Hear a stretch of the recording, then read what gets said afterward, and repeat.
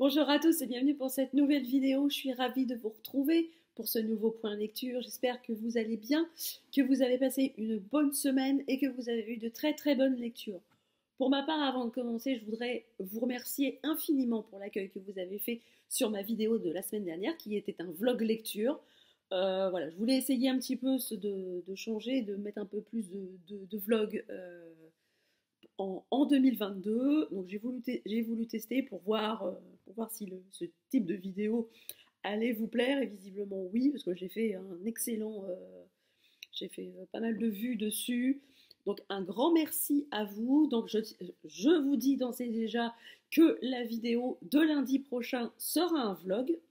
Donc voilà, comme ça c'est dit. Si vous voulez venir voir la vidéo, bah voilà, vous n'aurez plus qu'à attendre patiemment jusqu'à lundi prochain pour avoir cette vidéo. En attendant, je vais vous faire donc un point lecture avec 3 romans de genres complètement différents, parce que je sais que c'est pour ça que vous me suivez sur cette chaîne, vous le savez, moi ce que j'aime c'est de lire de tout, de tous les genres possibles voilà, pour mon plaisir. Bon, vous savez que j'aime beaucoup les polars et les thrillers, c'est quand même un petit peu mon genre de prédilection, mais je ne m'interdis rien. Je ne m'interdis absolument rien.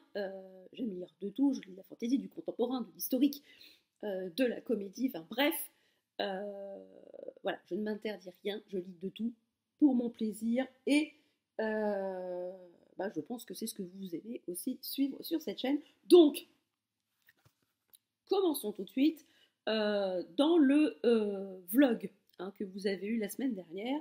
En fin de vlog, je vous disais donc que j'étais en train de lire De retour en URSS de Lisa Giraud-Taylor, qui est un roman auto-édité. C'est son précédent, parce que le nouveau va sortir le 2 février, Le secret de Cassian, dont je vous ai parlé également dans le vlog de la semaine dernière. Donc ici, De retour en URSS, j'ai surkiffé cette lecture. Alors, je ne dis pas ça parce que Lisa est une amie, je le dis parce que c'est vrai, j'ai surkiffé cette lecture.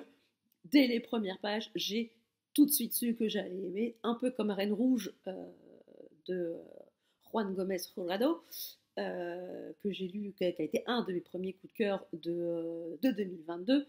Ici, évidemment, oui, j'ai eu un coup de cœur, et je le répète, ce n'est pas parce que Lisa est une amie que je le dis. J'ai bien aimé Le secret de Cassian, mais bon, voilà, c'est pas mon genre de c'est pas mon genre de prédilection, bien que j'aime beaucoup les romans historiques.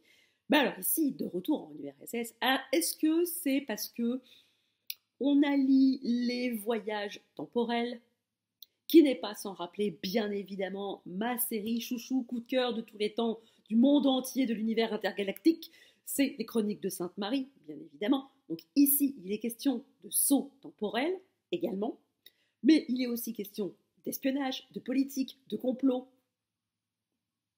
avec des personnages aux petits oignons, et en premier d'entre eux, bien évidemment, c'est le personnage principal de ce roman, c'est Chloé de Riveau, CDR pour les intimes. Alors moi, ça m'a fait beaucoup rire, parce que moi, dans mon jargon professionnel, CDR, c'est pas Chloé de Riveau. C'est pas Chloé de Riveau. Pour moi, ce sont des centres de recyclage. Voilà. Donc, à chaque fois que je disais CDR, j'étais partie dans un fou rire, parce que, voilà, quand j'associe pas CDR à un personnage. J'associe plus l'acronyme CDR à un lieu. Bref. Ceci, voilà, ça n'a fait rire que moi, hein, bien évidemment. Je ne m'attends pas non plus à ce que quand vous allez lire ce roman, parce que j'espère que vous le lirez, je ne m'attends pas non plus à ce que vous ayez des barres de rire en lisant le mot CDR. Voilà. Ceci n'a engagé que moi, bien évidemment. Donc ici, on alterne entre deux temporalités, 2038, où le monde est séparé en deux blocs, le bloc du sud-est et le bloc ouest, ce qui n'est pas complètement sans rappeler les fondements de la guerre froide. Voilà, avec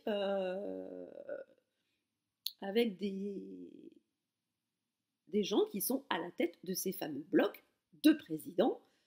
Pour le bloc ouest, c'est Dubochon. de Dubochamp, de Dubochamp, pour le bloc ouest, donc qui est le patron de Chloé de Rivaux, et vous avez de l'autre côté le président du bloc sud-est, qui s'appelle le président Ibo, qui est un personnage un peu pas extrêmement fréquentable. Hein. Voilà. Si vous êtes d'accord avec lui, si vous êtes dans ses petits papiers, tout ira bien. Si vous avez le malheur ou l'outrecuidance, oui, j'ai placé outrecuidance dans une vidéo, hein, appelez la police de YouTube, hein, si on pouvait m'offrir quelques fleurs, hein, ce serait sympa. Bref, si vous avez donc l'outrecuidance ou le souhait peut-être d'émettre un tout petit truc qui va en désaccord avec la pensée de ce président, eh ben, au mieux, vous finissez au goulag, au pire, je vous laisse imaginer. Voilà. Et donc, les deux chefs des deux blocs ont décidé d'envoyer chacun une mission temporelle, donc, en 1933 à Moscou, dans le but de torpiller les espoirs futurs de chacun des deux blocs. Et donc, pour le bloc ouest, on a donc le personnage de Chloé, ainsi que son binôme, qui va partir avec elle. Et de l'autre côté, on a le fameux fantôme d'Ibo, qui est un agent qui est passé sous tous les radars pendant des dizaines d'années. Tout ce qu'on sait, c'est que c'est l'âme damnée du président Ibo, et qu'on ne sait absolument pas à quoi il ressemble. De même que pour le bloc sud-est, Chloé de Rivaux est absolument un mystère pour eux, car ils ne savent pas à quoi elle ressemble.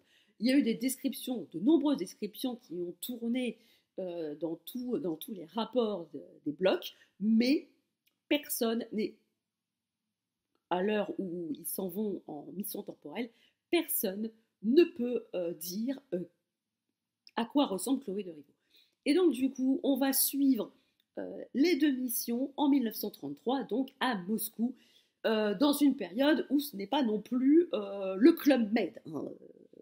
Moscou, 1933, voilà, les ouvriers sont très pauvres, ils travaillent, mais ils suent sang et eau pour subvenir à leurs besoins, pour gagner leur maigre pitance, pour faire vivre leur famille. C'est pas la panacée. Voilà, les femmes qui travaillent sont harcelées sur leur lieu de travail, harcelées au mieux, au pire, je vous laisse imaginer. Hein. Il y a quand même un contremaître là-dedans qui pratique le droit de cuissage à qui mieux mieux. Hein. C'est plutôt un personnage pas tout à fait sympathique, mais bon. Hein, c'est le contexte de l'époque. Et on a voilà du coup nos amis des deux blocs hein, qui arrivent là-bas pour essayer de torpiller peu ou prou la mission de l'autre. Sauf que, parce que là tout ce que je vous explique c'est bien beau, sauf que va y avoir comme qui dirait une petite coucougnette dans le pâté. Il va arriver qu'il va y avoir un espèce de blackout total entre 2038 et 1933. Ce qui fait que les deux missions des deux blocs vont se retrouver absolument sans aucun soutien logistique, ni audio, ni vidéo, ni voilà, aucun message ne peut passer. C'est un block-out total, laissant à la fois ceux qui sont restés en 1933 complètement désemparés et je vous explique même pas le cataclysme en 2038. C'est le branle-bas de combat. Qu'est-ce qu'on peut faire? Au secours, à moi, à l'aide. C'est un peu l'état d'esprit, c'est un petit peu l'état d'esprit de chacun des membres des deux blocs. Voilà, donc le décor est planté et on suit tous ces personnages dans ce roman. Franchement, j'ai adoré. On a des références à des films sur les voyages temporels. On a les insiders qui sont des gens qui aident les gens qui sont en mission pour essayer de rester dans la bonne temporalité. Vous voyez, on a plein comme ça des espèces de régulateurs qui sont là pour aider les agents en mission. Et franchement, moi, mon coup de cœur va à Chloé de Riveau. Cette femme, elle peut voilà, apparaître comme étant de glace, c'est une bonne femme absolument frigide, mais derrière cette apparence de froideur, c'est une femme qui a des convictions, qui ne se laisse pas marcher sur les pieds et voilà, qui veut voilà, vivre sa vie, mais complètement, pleinement. Et elle va apprendre quand même au fur et à mesure du récit que l'ennemi n'est peut-être pas celui qu'elle croit. Et on va aussi apprendre à découvrir qui est le fantôme d'Ivo. Euh, Très vite, on va savoir son identité dans le récit, mais on va finir par... Moi, j'ai eu un côté assez touchant hein, de cet homme-là, parce que oui, bon, voilà, c'est un homme, hein, on va pas non plus faire un secret là-dessus, c'est un homme, mais voilà, ce personnage du fantôme d'Ibo, voilà, c'est un peu, voilà, c'est le pendant de Chloé. Euh, je vous laisse découvrir le roman, de savoir comment ils vont s'entendre, ces deux-là. Mais j'ai vraiment adoré. Si vous aimez voilà, les voyages temporels, alors tout le contexte historique du Moscou de 1933, tout étonnant. Hein, c'est vraiment moi c'est ce que j'aime avec Lisa, c'est que ces romans sont toujours extrêmement bien documentés. On a vraiment l'impression de se retrouver à Moscou en 1933 dans ces usines qui font trimer les ouvriers sans héros. Franchement, c'est une très très belle surprise. Je suis ravie de l'avoir découvert et je vous encourage vivement, vivement, vivement à vous procurer ce roman.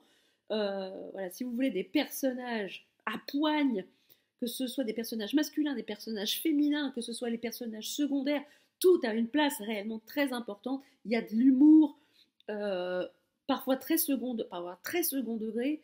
Voilà, il faut vraiment avoir vos chakras ouverts et laissez-vous emporter dans ce vortex temporel que nous offre Lisa Giraud-Taylor dans De Retour en URSS. Franchement, c'est une très très jolie pépite. Alors ensuite, dans un registre alors complètement différent, moi ce que j'aime bien faire, c'est le grand écart facial au niveau littéraire et j'ai été servie avec Mardi soir 19h de Gilles Le Gardinier, publié aux éditions Flammarion. Alors, j'aime beaucoup Gilles Le Gardinier, je le suis depuis son premier roman, L'Exil des anges, qui était un polar. Il a écrit 2-3 polars avant de s'essayer à la comédie. Et il glisse peu ou prou depuis quelques romans maintenant dans des romans contemporains. C'est pas du feel good, c'est du contemporain. Où voilà, voilà, là le roman il fait 400 pages. Pendant 400 pages, l'auteur nous offre une tranche de vie avec des personnages. Donc ici, dans ce roman-là, on fait la connaissance d'Éline, qui est une jeune femme, elle a 27 ou 28 ans, je crois, au début du roman. Elle est infirmière dans un service de traumatologie orthopédique. Donc autant vous dire qu'elle envoie des vertes et des pas mûres. Et voilà, un soir, elle rentre chez elle du travail en vélo. Voilà, il pleut, il fait froid, il y a du vent. Elle a le vent de face. Alors pour tous ceux qui savent ce que c'est de pédaler avec le vent de face, ou ne serait-ce que même de faire de la course à pied avec le vent de face, j'ai tout de suite je me suis tout de suite mis à la place d'Éline hein, dans ces circonstances-là. C'est particulièrement compliqué. Et voilà, pendant qu'elle pédale jusqu'à son appartement, elle fait un petit peu le point sur sa vie et en croisant 3 petites filles sur un passage piéton, 3 petites filles qui sont extrêmement complices et qui respirent complètement la joie de vivre, Éline se rend compte que son quotidien n'est peut-être pas celui qu'elle souhaiterait. Voilà, elle n'a pas de rêve, elle n'a pas d'objectif. Elle a complètement laissé tomber les rêves qui lui tenaient à cœur quand elle était petite. Et donc du coup, elle décide de changer ça. Et est-ce que c'est le saint patron des circonstances ou des heureux hasards? Toujours est-il qu'elle tombe sur le prospectus pour s'inscrire dans une salle de sport. Elle va s'inscrire à un cours, c'est harmonie et détente, ou je sais plus quoi. Bref, qui a lieu chaque mardi soir à 19h. et va commencer pour elle, voilà, très très vite, ce cours de gym, enfin voilà, ce cours de sport va être sa bouffée d'oxygène, le moment qu'elle attend le plus dans la semaine.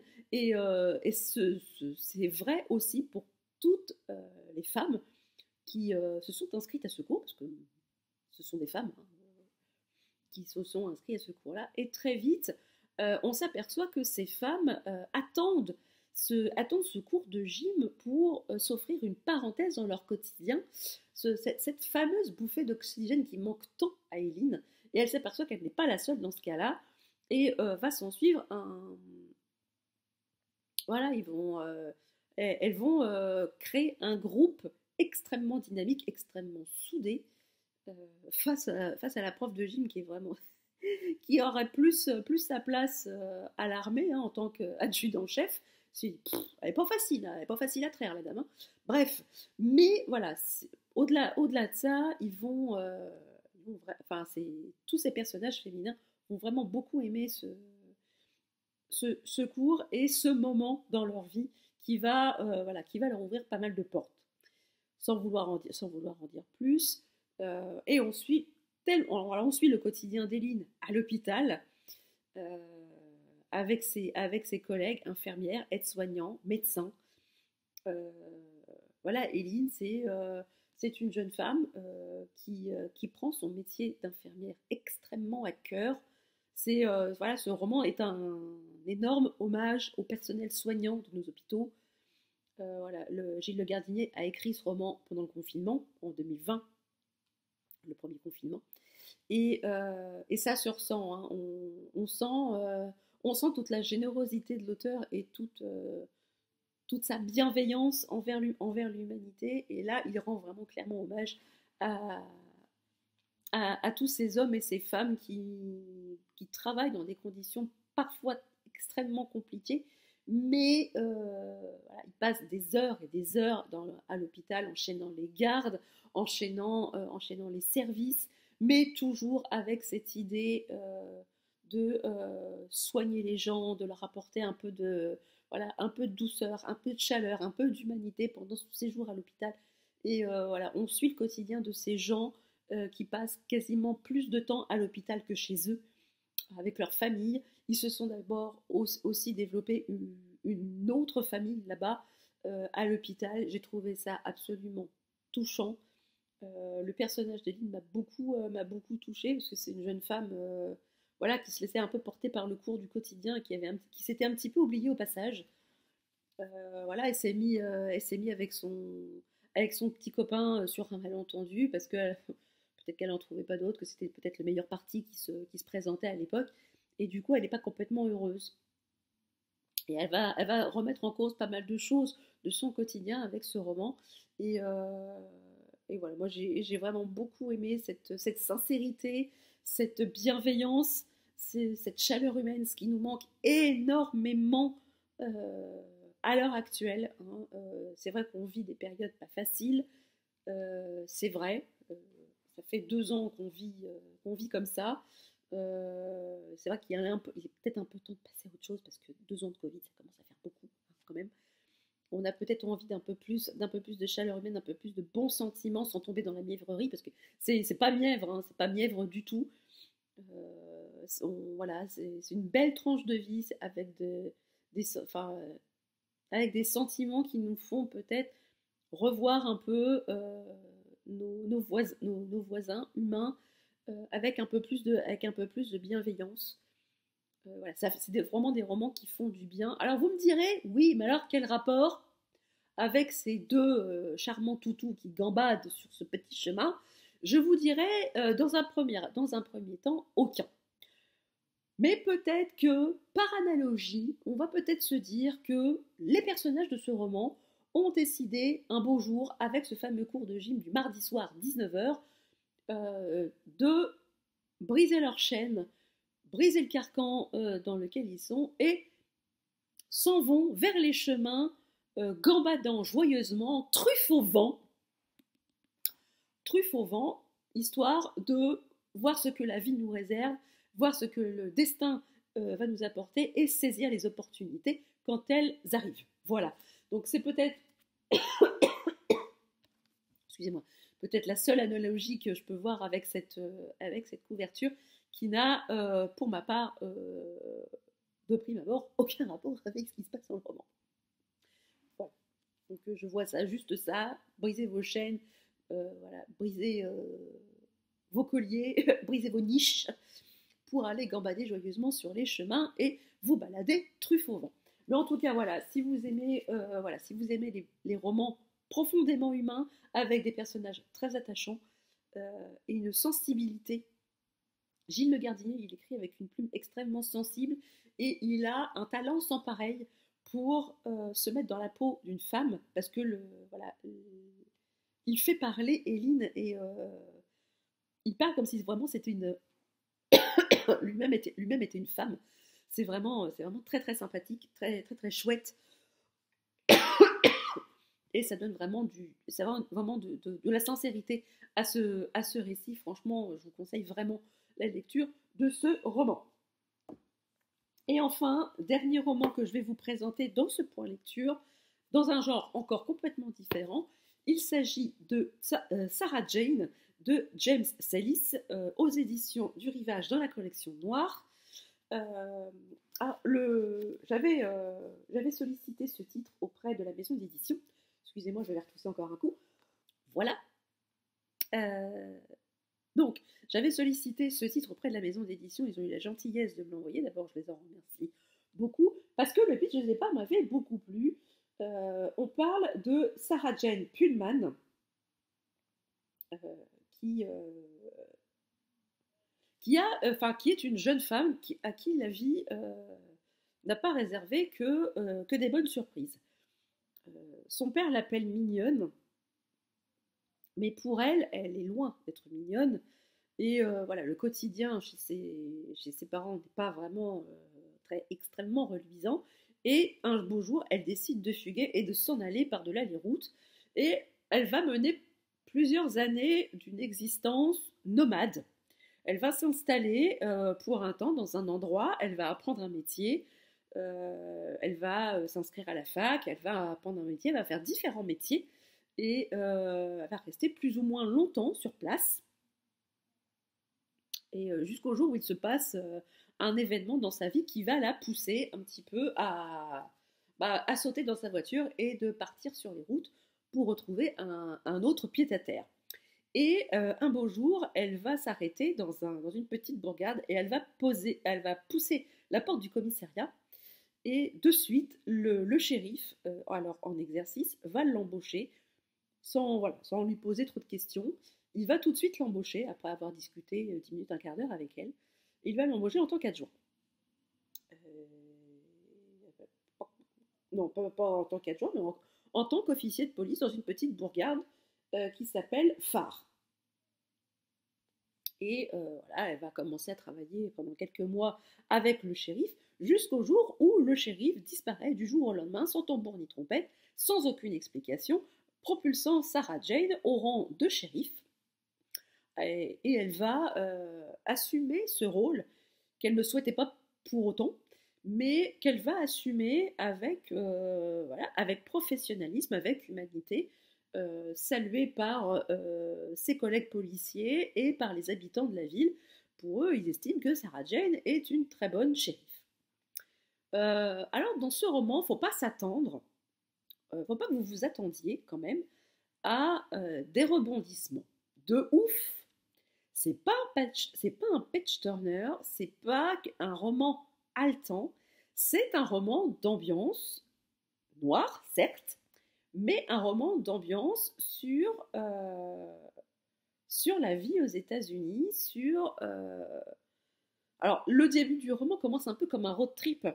Voilà, on voit Sarah Jane déambuler en voiture sur les routes américaines pour s'installer dans différents coins des États-Unis, faire des expériences professionnelles, des rencontres avec d'autres gens qui vont la marquer plus ou moins selon les rencontres. Et voilà, on en apprend un petit peu sur son passé, sur son enfance, mais pas trop. Voilà, on a une succession comme ça de voyages, de sauts de puce de Sarah Jane jusqu'à ce qu'elle arrive dans la ville de Phare et qu'elle devienne officier de police. Donc pendant les 50 premières pages du roman, on va suivre Sarah Jane dans son périple au travers des États-Unis jusqu'à ce qu'elle pose ses valises à Phare. Et j'ai trouvé que l'histoire qui nous est racontée du passé de Sarah Jane, oui, alors c'était très intéressant, néanmoins, ça prend quand même 50 pages. Sachant que le bouquin en fait 200, je trouvais que c'était quand même une mise en place assez longue, et pendant les 150 pages que dure le cœur même de l'histoire, bah, il se passe pas grand-chose. Voilà, on suit le quotidien de Sarah Jane en tant que, j'ai le marque-page qui se fait la malle, en tant que shérif. Donc voilà, on la voit dans son quotidien de shérif sur plusieurs affaires, sur plusieurs, oui, sur plusieurs lieux qui nécessitaient la présence du shérif. Mais à part ça, il ne se passe pas non plus des trucs de ouf. Euh, voilà, quand le shérif disparaît, elle et ses collègues essaient quand même de savoir où est-ce qu'il est passé, ce qui lui est arrivé. Ils vont chez lui, mais voilà, l'histoire se passe comme ça sans qu'on ait de réponse vraiment claire à ce qui s'est passé. Et finalement, le passé de Sarah Jane va finir par la rattraper. On va le voir dans le roman, mais voilà, c'est amené doucement comme ça, un peu comme une affaire, comme une autre, qu'elle a eu à gérer en tant que shérif. Donc voilà, c'est une tranche de vie dans la vie dans la vie d'Américains, un voyage dans des petites bourgades américaines, une ambiance un peu mystérieuse quand même, hein, parce que on voit on voit quand même des gens passer dans ce roman qui n'ont pas la vie facile non plus, hein, et bon, je vais enlever le marque-page parce qu'il dépasse du roman et ça m'énerve. Ça m'énerve. C'est des tranches de vie de citoyens américains, comme tant d'autres. C'est voilà, le quotidien des Américains. Et franchement, voilà, c'est un regard sur des tranches de vie d'Américains moyens. Voilà, c'est un roman d'ambiance, un roman noir, mais ne vous attendez pas non plus à des rebondissements de gueudin. Ça se suit un peu comme un long fleuve tranquille, comme voilà, comme un film. Voilà, ça se déroule comme ça, comme un film de voyage, un film un peu, voilà, comme la mythique Route 66. Voilà, on déroule, on voit défiler du bitume, on s'arrête, on apprend à connaître les gens, on passe quelques temps dans une petite ville et on repart après vers d'autres aventures jusqu'à ce qu'on décide de poser nos valises à un moment. Franchement, c'est très très bien écrit. Il a un style très voilà, contemplatif. James Ellis, il a un style contemplatif voilà, sur ses congénères, sur ses contemporains, et il nous offre un personnage de Sarah Jane qui se construit sur les routes et qui se construit aussi en tant que shérif. Elle va en apprendre beaucoup sur elle-même, euh, sur ce qu'elle est capable de faire. Et voilà, c'est une jeune femme qui se construit petit à petit au fil des expériences qu'elle mène. Et voilà, c'est un roman très sympathique. C'est complètement différent de ce que je pensais lire en lisant la quatrième de couverture, mais j'ai quand même été agréablement surprise. C'est un roman voilà, qui se laisse lire et qui fleure bon le sable chaud du désert du Nouveau-Mexique, la chaleur, voilà, les vieilles américaines. Alors je suis nulle hein, en marque de bagnole américaine, mais voilà, ça rappelle un petit peu ce qu'on voit dans les films sur la route de Madison, par exemple. Voilà, ça rappelle un peu ça. Ces grands espaces, ces gens toujours plus attachants les uns que les autres. Franchement, c'est à lire, c'est une belle surprise. mais ne vous attendez pas à des rebondissements de Guedin. Hein. Ça, c'est un livre, c'est un roman qui se suit comme un voyage, voilà, avec plusieurs étapes, avec plusieurs points de chute, mais c'est vraiment un roman à découvrir. Je vous encourage vivement à découvrir le personnage de Sarah Jane. Voilà, sur ce, cette vidéo est à présent terminée. N'hésitez pas à me dire en commentaire ce que vous avez lu la semaine passée, ce que vous en avez pensé. Si vous-même vous avez lu certains des romans que je vous ai présentés, j'adore discuter avec vous en commentaire. Si la vidéo vous a plu, n'hésitez pas à mettre un petit pouce en l'air, à la partager via vos différents réseaux sociaux. Et si vous n'êtes pas encore abonné à la chaîne, c'est gratuit, ça fait plaisir et ça ne fait de mal à personne. Sur ce, je vous laisse. Je vous souhaite une très très belle semaine, de très très belles lectures et je vous dis à très bientôt pour une prochaine vidéo. Ciao!